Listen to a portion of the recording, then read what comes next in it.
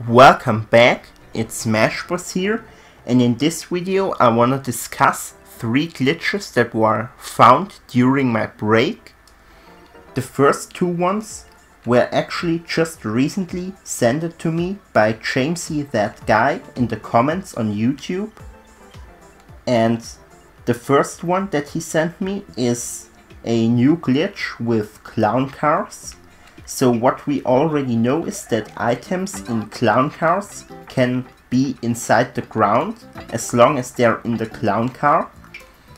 And now the new part is that if a clown car with an enemy inside gets crushed, the enemy will actually stay inside the ground. And another cool thing about this glitch is that any enemy that is inside the wall with the help of this glitch can be killed by activating a P-switch. This could definitely be used in a troll level as well. Also, if I take a launcher, it's the same effect. The launcher just stays inside the ground. And once I hit a P-switch, it just gets crushed. The items inside the ground can still interact with other parts of the overworld. So for example, if I have a conveyor belt underneath the cannon, it will drive along the conveyor belt, at least unless it's not stopped by any wall. So right here it's inside the ground. However, it will drive back until this point, since then there's a new wall that it's blocking it from here.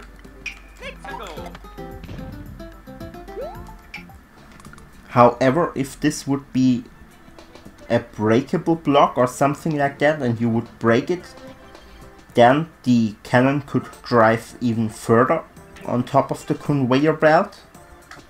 So the next glitch he found is also pretty good for troll levels. And now I'll just show what happens. As you can see, the item on the track just stops right here for seemingly no reason before it goes further in this direction. So I don't exactly know what happens, but what I guess is that it's all has to do with this contraption right here, and once something is on the track right here and goes to this track, it hits this track right here, the diagonal one, and basically at the same time it hits this track, so it cannot really decide in what direction it should go now, if it should go along this track right here or if it should go up right there. And what I guess is that it still first attempts to go this way, but then decides to go upwards instead.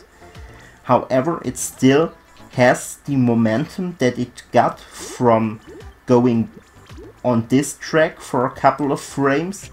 And so at this part here at the top, it just stops completely because it has to lose all of its momentum into this direction before it can actually go into this direction. You can also do it with winged items. They will lose their momentum faster, so this one just does a little break and then goes along here. However, there's another use for this, because normally winged items would go all the way up when they go off a track like this, so I would definitely reach this height by standing on the block. However, if you use this setup, the item or the block or whatever just falls off instantly right here. You can also use this in another direction. If the diagonal track goes downwards and you have the same setup like here, then you can see the momentum is also completely stopped right there. So these are the two glitches by Jamesithatguy. And the third one I saw in a video of Carl Sagan while he was playing Uno Mass levels. So the actual one that I saw in the video was this one right here. And it's a new way to activate a POW that will kill enemies, but it will not destroy coins. So normally, when I throw a POW, it kills enemies and it also destroys the coins.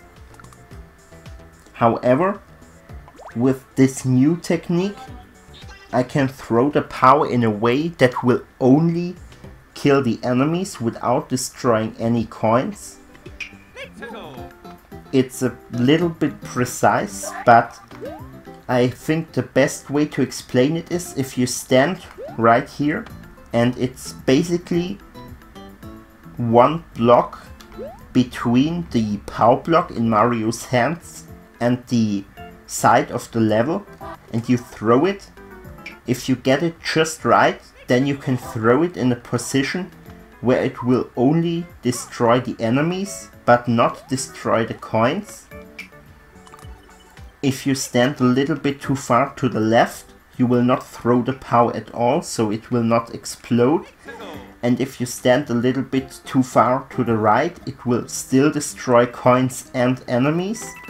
But I think if you practice it a little bit, it shouldn't be too hard to find the right position. And while I was experimenting with this, I also found out something interesting. I don't know if this is already known, at least I didn't know it.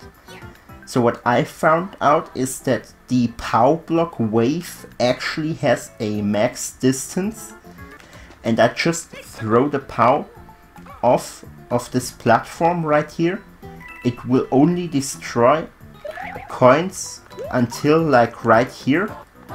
Then you can see basically a kind of a circle where the coins are destroyed, and outside of that circle the coins will not be destroyed. And that means that the POW block wave, even if basically this is the screen, so if I throw the POW and it would explode on screen, the POW block wave would also start on screen, and that means it will basically destroy all coins on screen. And that's what I also thought that would happen when you hit a POW block. However, if the POW block wave starts far enough from the actual screen, it will not destroy all coins on the screen, but instead it will go like some distance and then it just stops to destroy coins. However, the enemies will still die in this position, so it only affects the coin wave. And that's it for today, and I hope you enjoyed the